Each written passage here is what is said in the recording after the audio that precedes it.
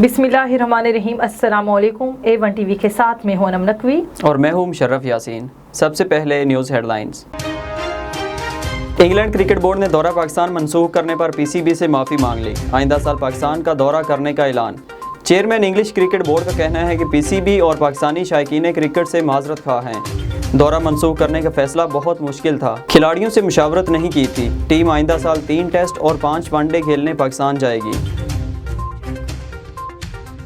कौम का असल नुकसान तब होता है जब करप्ट लोग आगे आते हैं। सिर्फ इलेक्शन का सोचें तो मुल्क कभी आगे नहीं जाएगा। वज़ीर आज़म इमरान खान का झल बेला शाहराह की बहाली और अपग्रेडेशन का संगे बुनियाद रखने की तकरीब से खिताब।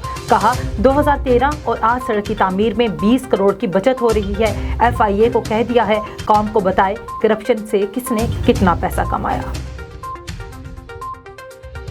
माजी की हुकूमतों ने सिर्फ वादे किए, कोई अमली इकदाम ना हुआ। मौजूदा वफाकी और सूबाई हुकूमत 3 साल से बलूचिस्तान की तरक्की के लिए कोशां है।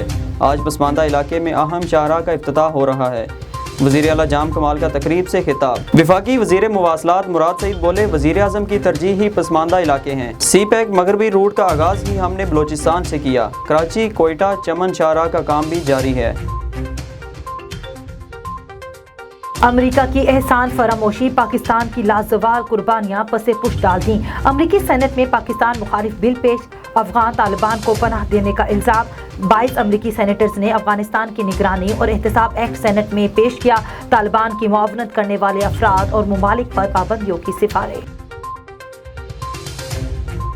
अमेरिका का मजीद जदीद तरीन असलहा तालिबान के हाथ लग गया। बरतानवी अखबार का दावा मिसाइल, हथियार और हेलीकॉप्टर के पार्ट सही हालत में तालिबान को मिले। बरतानवी अखबार के ज़राए के मुताबिक तालिबान को हथियार मुख्तलिफ वेयर हाउसेज में महफूज पड़े मिले हैं।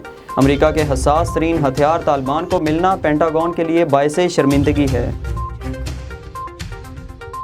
नूर मुकदम कत्ल केस में मरकजी मुल्ज़िम के वालिदैन की जमानत की दरख्वास्तें मुस्तरद। इस्लामाबाद हाई कोर्ट ने जाकिर जाफर और असमत जाकिर की दरख्वास्त पर फैसला सुना दिया। ट्रायल कोर्ट को 8 हफ्तों में ट्रायल मुकम्मल करने की हिदायत कर दी।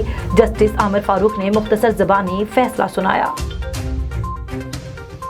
हेडलाइन से फिल वक्त इतना ही। मजीद खबरों से बाखबर रहने के लिए देखते रहिए A1 TV। A1 TV, सब पे नजर, अंदर की खबर।